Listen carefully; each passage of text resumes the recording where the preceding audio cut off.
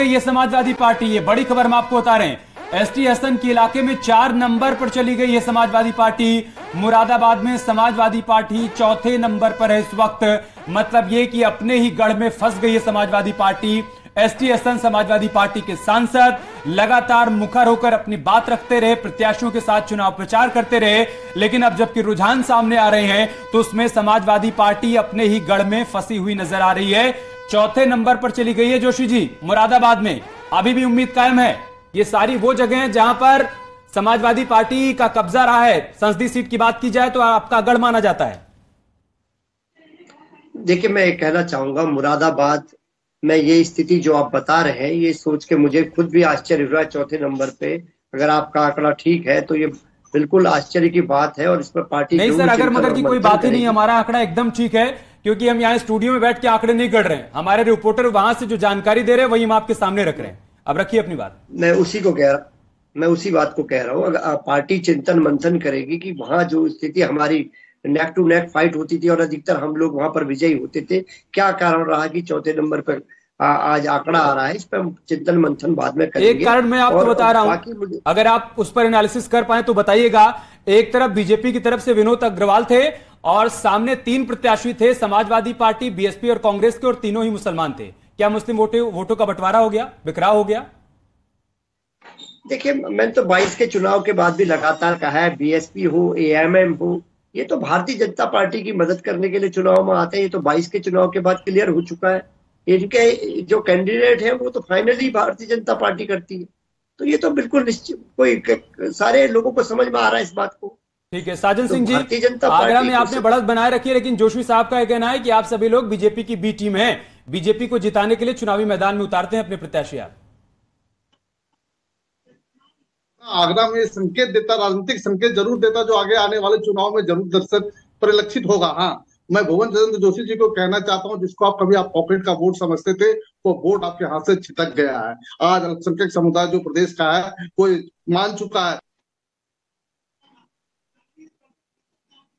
और चलिए रुक कर लेते हैं एक बड़ी खबर का। अयोध्या में 18,600 से ज्यादा वोटों के साथ में बीजेपी आगे चल रही है। कानपुर में 34,769 वोटों के साथ में बीजेपी आगे है। तो एक बड़ी खबर आपको बता रहे हैं, कानपुर और अयोध्या दोनों ही सीट पर भारतीय जनता पार्टी के कैंडिडेट आगे चल रहे हैं। कानपुर में 34,769 वोटों के साथ में आगे हैं और अयोध्या कानपुर में बीजेपी ने बढ़त बना ली है। ज्यादातर सीटें ऐसी जहां पर बीजेपी आगे चल रही है। चलते हैं इलेक्शन डेस्क पर, जहां पर अंशिका मौजूद है। अंशिका, क्या जानकारी, क्या अपडेट? अयोध्या में फिलहाल ये पता चल रहा है कि भारतीय जनता पार्टी के प्रत्याशी ने बड़ी बढ़त बना ली है।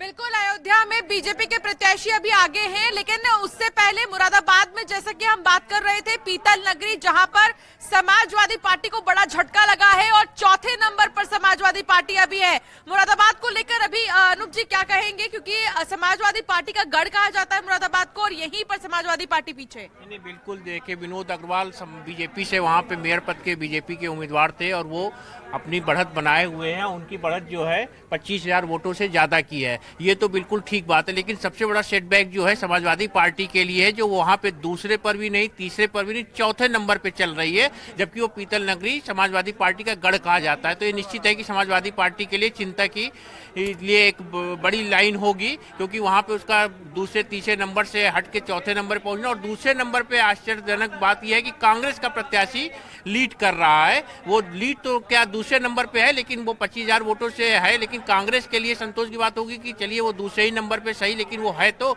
लेकिन समाजवादी पार्टी पूरी तरीके से फिसलते हुए चौथे नंबर पे आ गई है मुरादाबाद में। और इस समय मुरादाबाद में फाइनल फिगर में हम बात करें तो लगभग जो है 25,000 वोटों से बीजेपी कैंडिडेट विनोद अग्रवाल आगे चल रहे हैं। तो देखिए, समाजवादी पार्टी अपने ही गढ़ में चौथे नंबर पर है और ये किसी झटके से कम नहीं समाजवादी पार्टी के लिए। अमित, तो बिल्कुल चलिए अब मेरठ चलते हैं और मेरठ में क्या कुछ इस वक्त मतगणना को लेकर अपडेट मिल रही है वो भी हम आपको बताएंगे। मेरठ की अगर हम यहाँ पे बात करें तो पहले यहाँ पर सपा आगे चल रही थी, लेकिन उसके बाद में अब भारतीय जनता पार्टी ने भी यहाँ से बढ़त बना ली है। खास मेहमान लगातार हमारे साथ में जुड़े हुए हैं, लेकिन उससे पहले निखिल का रुख कर लेते हैं। निखिल, इस वक्त आप मेरठ में मौजूद हैं, क्या अपडेट आपके पास? देखिए, भाजपा ने बढ़त यहाँ पे बना रखी है और बड़ी बात यह है कि समाजवादी को पछाड़ के AIMIM ने बढ़त बना ली है। यानी दूसरे नंबर पे AIMIM के कैंडिडेट नजर आ रहे हैं। खुद मोहम्मद अनस हमारे साथ है। ये बताओ, ये करिश्मा कैसे हुआ? लोग समाजवादी को सोच रहे थे, लेकिन आपने बढ़त बना ली है दूसरे नंबर पे। देखिए सर, ऐसा है ना, ये सियासत का मैदान है, यहाँ कोई जादूगरी नहीं चलती है। यहाँ लोग झूठ तो बोलते हैं, लेकिन जादूगरी किसी की नहीं चलती है। यहाँ पर वादे चलते हैं और यहाँ पर वादे करने के बाद उनको निभाना। समाजवादी और बसपा की नींद उड़ा दी आपने। अरे सर, अब नींद क्या, वो लोग समझते थे ना कि ये झूठ बोल बोलकर तमाम वर्गों का वोट हासिल किया इन लोगों ने, तो अब कब तक झूठ चलेगा साहब। मेरठ में मैं आपको बता दूं कि बसपा का मेयर हुआ करता था, लेकिन अब भाजपा और मुकाबला AIMIM में चल रहा है, क्योंकि यहाँ पर समाजवादी को पछाड़कर AIMIM आगे बढ़ गई है, दूसरे नंबर पे पहुंच गई है। अयानस, ये बताओ, मुस्लिम वोट मिल रहा है? क्या काम आपने कर दिया है यहाँ पे? पहली बार लड़ रहे हैं आप। साहब देखिए, मैं स्टार्टिंग से कह रहा हूँ, हमें हर वर्ग का वोट मिलेगा। हमें हर वर्ग का वोट मिला भी है और हमें अभी की लेटेस्ट खबर आई है कि एक दलित इलाके से हमें 2400 वोट हासिल हुआ। 2400 वोट हासिल हुआ। जल्दी से मोहम्मद अनस से एक रिएक्शन लीजिए। वोटर्स को समाजवादी पार्टी के प्रवक्ता का कहना है कि वो बीजेपी की बी टीम के तौर पर वहां काम कर रहे थे और वो उतरे ही थे बीजेपी को जिताने के लिए। रिएक्शन लीजिए उनसे। अच्छा, जिस तरीके से समाजवादी आरोप लगा रही है कि आप भाजपा की बी टीम के रूप में काम कर रहे हो यहाँ पर। अरे साहब, बीजेपी से हमारा मुकाबला है। बीजेपी की बी टीम, बीजेपी का जो छोटी बीजेपी है वो समाजवादी है। बीजेपी अपनी नाकामियों को छुपाने के लिए ये तमाम इल्जाम लगाती है। अब देखिए ना, मुकाबला बीजेपी और MIM में है ना। लेकिन सपा का गणित बिगाड़ दिया आपने। बीजेपी वो कह रहे हैं कि आप मैदान में आ गए इसलिए सपा का गणित बिगड़ गया।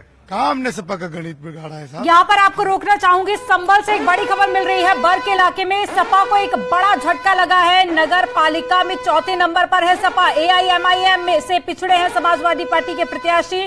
तो संभल में बहुत बड़ा झटका समाजवादी पार्टी को लगा है और बर्ग के इलाके में समाजवादी पार्टी पीछे देखी जा रही है। हालांकि आपको बता दें कि बर्ग जो है वो समाजवादी पार्टी के नेता रहे हैं, काफी वरिष्ठ नेता रहे हैं और पिछले दिनों हमने देखा कि शफीकुर रहमान बर्ग की तरफ से पार्टी को लेकर बगावत भी देखी गई थी और ये उसी का नतीजा माना जा रहा है कि AIMIM आगे और समाजवादी पार्टी यहां पर पिछड़ती हुई दिखाई दे रही है। शफीकुर रहमान बर्ग जो कि समाजवादी पार्टी के सांसद, उनके ही गढ़ में बड़ा उलटफेर यहां पर हो रहा है। बर्ग के इलाके में समाजवादी पार्टी को बड़ा झटका लगा है। बीजेपी के बाद AIMIM के प्रत्याशी और उसके बाद समाजवादी पार्टी के प्रत्याशी बहुत पीछे चले गए हैं। जोशी साहब, क्या बर्ग की बगावत का नतीजा है, उनकी नाराजगी का नतीजा है जो आपको संभल में भुगतने को मिल रहा है? देखिए, मैं इतना कहना चाहता हूं, अगर कोई भी जी सर बात पूरी कीजिए। उनका सिग्नल चला गया है। राजेश चौधरी जी, लगातार ये आरोप समाजवादी पार्टी की तरफ से लगाया जा रहा है कि AIMIM हो या फिर BSP के मुस्लिम कैंडिडेट, आपको जिताने के लिए वो सभी लोग चुनावी मैदान में उतरते हैं, जबकि हम ये देख रहे हैं कि चाहे वो शफीकुर रहमान बर्ग का गढ़ हो, ST हसन का गढ़ हो, वहां पर मुस्लिम वोटों का उनके हाथ से बिखराव ये बताता है कि किसी और विकल्प की तलाश में मुस्लिम वोटर्स निकल पड़े। आपका रिएक्शन? देखिए, इन लोगों ने मुसलमानों का दोहन किया है। बीजेपी का भय दिखा करके बीजेपी आ जाएगी तो पता नहीं क्या आप पे जुल्म होगा, क्या सितम होगा, ये भय पैदा करके उनका वोट लेते रहे अब तक।